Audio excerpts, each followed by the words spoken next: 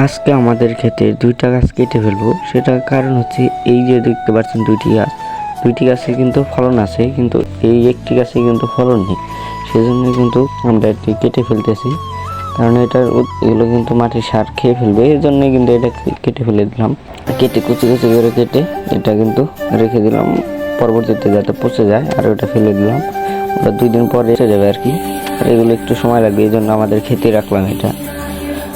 তো ওই যে খুঁড়ে ভালো করে চটটা উঠায় তারপর আবার কিন্তু ঢেকে দিচ্ছি, যাতে পানি বেজে না থাকতে পারে। পানি যদি বেজে থাকে তাহলে কিন্তু গাছগুলো ক্ষতি হয়ে যেতে পারে। দেখেন এখন কি সুন্দর রোদ পাচ্ছে গাছে। তো পাশে আর একটা গাছ আছে, এই যে এটাই কিন্তু ভালো পরিমাণের ফলন আছে। এটা কাটবো না, এটা কিন্তু নতুন গাছ এই একটা।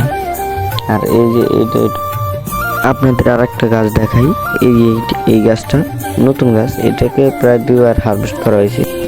এই যে এই গাছটা কিন্তু নিচ থেকেই ফলন ধরছিল। তো পাশেই গাছ আছে, সেগুলো কিন্তু কেটে ফেলবো। এই যে আর একটা গাছ, এটাও কিন্তু কেটে ফেলবো। তো এই গাছটা কাটার কারণ হচ্ছে এই পাশেই যে ছোট গাছটা আছে, এটার জন্য কিন্তু এটা ফলন কম হচ্ছে। এই জন্যই কিন্তু এই গাছটা কেটে ফেলবো, কারণ বড় গাছের জন্য কিন্তু ছোট গাছটা কোনোভাবেই পুষ্টি পেতেছে না। এই জন্যই কিন্তু এই গাছটা কেটে ফেলবো।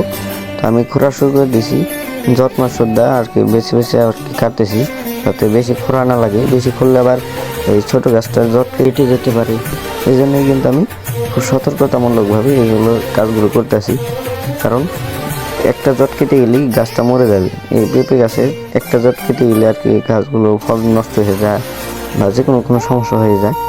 এই জন্য কিন্তু আমি কাজগুলো করতেছি।